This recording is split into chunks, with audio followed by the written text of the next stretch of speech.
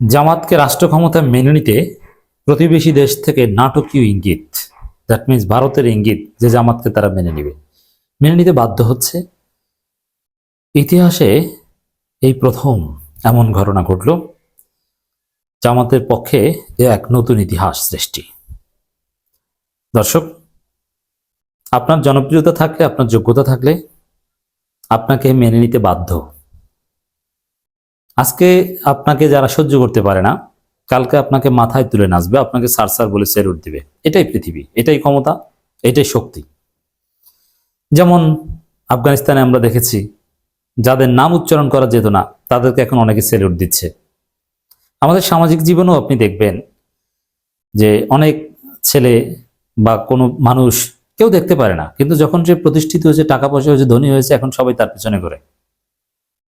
টাকা হলে, পাওয়ার হলে, শক্তি হলে আপনাকে সবাই স্যার স্যার বলবে, আব্বা আব্বা বলবে।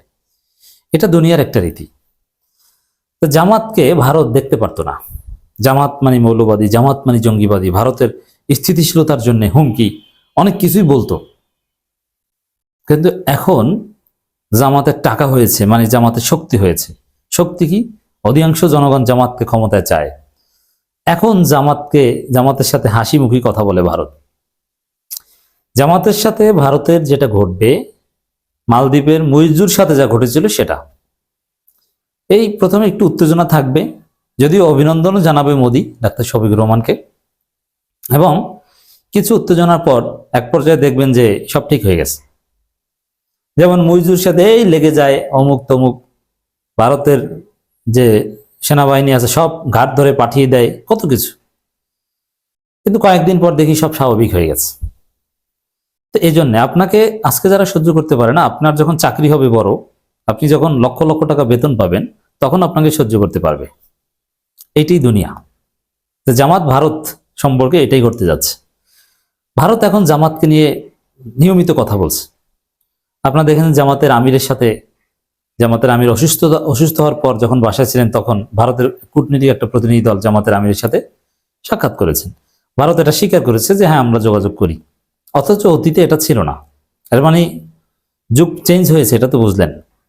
কারণ কেন জামাতের সাথে কথা বলতে গেল? এর মানে জামাতের গুরুত্ব আছে বলে। এরপরে দেখেন, এই যে শ্রীংলা যে কথাটা বলেছে, হর্ষবর্ধন শ্রীংলা, সাবেক হাই কমিশনার বাংলাদেশে নিযুক্ত, যে কারচুপি নির্বাচন ছাড়া জামাত ক্ষমতা আসতে পারবে না। এই কথা থেকে স্পষ্ট বোঝা যায় জামাত ক্ষমতায় আসবে, এটা ভারত বুঝে গেছে। আর জামাত কিভাবে ক্ষমতা এসেছে, কারচুপি নির্বাচন করে, ওইটা নির্বাচনের পর বলবে, এই জন্য আগেভাগে এটা বলে রাখছে। কিন্তু জামাতের সাথে যদি ভারতের একটা আন্ডারস্ট্যান্ডিং হয়, তখন আর এই কারচুপির কথা বলবে না। অথবা জামাতকে একটু চাপে রাখার জন্য, যেহেতু ক্ষমতা আসবে, অথবা আগেভাগে ভারতের সাথে লাইন করো, এই জন্য কারচুপির বয়ান সামনে আনছে। এটা আমি স্পষ্ট করে ব্যাখ্যা করেছি। তা তো হয়েছে। এবার কি ঘটেছে দেখেন, আরেকটা খবর, এটা নিয়ে তোলপাড় সৃষ্টি হওয়ার কথা। It's very positive. আমি দেখতে পাচ্ছি যে নির্বাচনী প্রচারণার মধ্যে জামাতের জন্য একের পর এক সুখবর আসছে। আল্লাহ রহমত। কি? আমেরিকা বলছে যে জামাতকে তার পছন্দ করেছে, খাতিল করতে চায়। চীন তো জামাতকে আগেই পছন্দ করেছে। এখন ভারতের ইশারা ইঙ্গিত যে জামাত আসলে মেনে নিতে হবে, কিছু করার নেই। দেখেন কি ঘটেছে।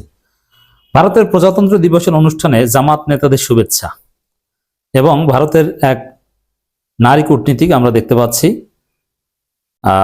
হিন্দুদের যে প্রণাম স্টাইল, হাত এভাবে করে, লুক অ্যাট মি, ওইভাবে এক প্রকার প্রণাম করছে জামাত ইসলামীর সেক্রেটারি জেনারেল অধ্যাপক মিয়া গোলাম পরোয়ারকে, এবং পাশে আছেন জনাব মোবারক হোসাইন, জামাতের কেন্দ্রীয় নির্বাহী পরিষদ সদস্য।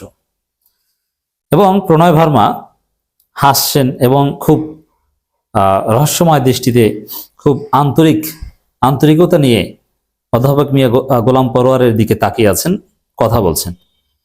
এখানে আপনি যদি কূটনীতিতে ছবি দাঁড়ানোর স্টাইল, এটার অনেক তাৎপর্য আছে। যেমন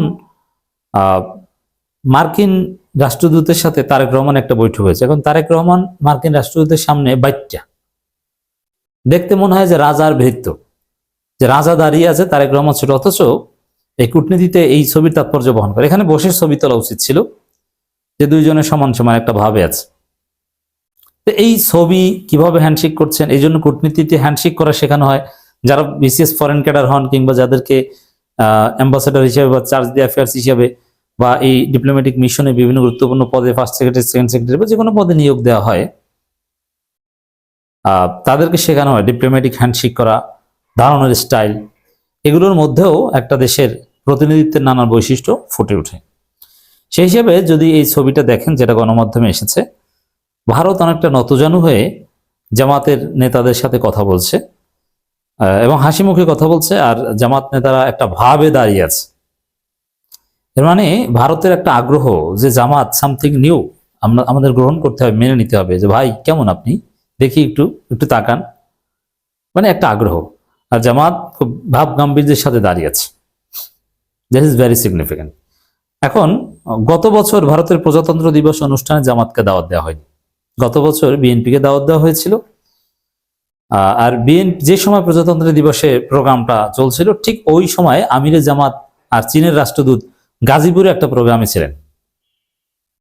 কেন ছিলেন গাজীপুরের প্রোগ্রামে আমিরে জামাত এবং চীনের রাষ্ট্রদূত? ওটা ভারতকে একটা বার্তা দেওয়া ছিল, তোমরা আমাকে দাওয়াত দেও নাই, আমি কি করি দেখো। তো জামাতের কূটনীতি যে কতটা সফল, কি পারে, এটা প্রমাণিত হয়েছে। 1 বছর পর এসে জামাতকে এখন স্যার স্যার আব্বা আব্বা বলে দাওয়াত দিয়েছে। তারপরে জামাত এখন প্রণাম করে।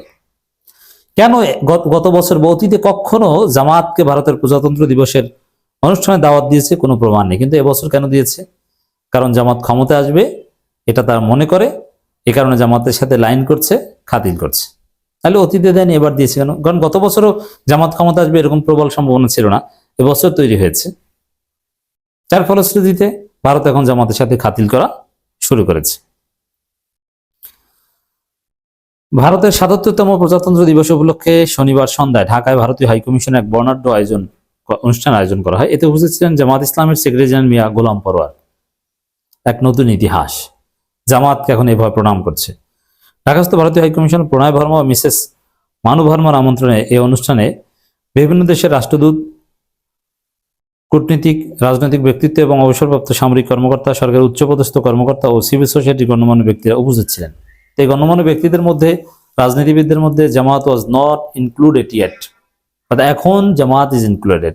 Y Jamaat has been included in this list? কারণ Jamaat is going to be power. এটা বুঝতে পারছে সবাই। জামাত ক্ষমতাসীন, going to be part in power, ক্ষমতাসীন পার্টি হতে যাচ্ছে। অতএব লাইন তো করতে হবে, কিছু করার নেই। এবং ক্ষমতাসীন পার্টি হলে জামাতকে ভারত যেভাবেই হোক না কেন মেনে নিবে, মেনে নিতে বাধ্য। সেই ইঙ্গিত তারা দিল এবার দাওয়াতের মধ্য দিয়ে, যে না, তোমরা যারাই হও তোমাদেরকে তো মেনে নিতে হবে, যেহেতু বাংলাদেশের জনগণ তোমাদের চায়, এই জন্য দাওয়াত দিয়েছে, নইলে তো দাওয়াত দিত না। ঢাকায় রেডিসন ব্লু ওয়াটার গার্ডেন হোটেলে ঢাকায় আয়োজিত অনুষ্ঠান জামাত ইসলামের সেক্রেটারি জেনারেল মিয়া গোলাম পরোয়ার এবং কেন্দ্রীয় নির্বাহী পরিষদের মোবারক হোসেন অংশগ্রহণ করেন। এ সময় হাইকমিশন প্রণয় ভার্মা জামাত ইসলামের সেক্রেটারি জেনারেল মিয়া গোলাম পরোয়ারকে স্বাগত জানান। মিয়া গোলাম পরোয়ার জামাতের আমি ডাক্তার শফিউলের পক্ষ থেকে ভারতের জনগণের শুভেচ্ছা জানান এবং তাদের সুখ সমৃদ্ধ কল্যাণ কামনা করেন। সুন্দর না? সবকিছু সুন্দরভাবে স্বাভাবিকভাবে চলছে। জামাতকে মেনে নিতে তারা বাধ্য হবে।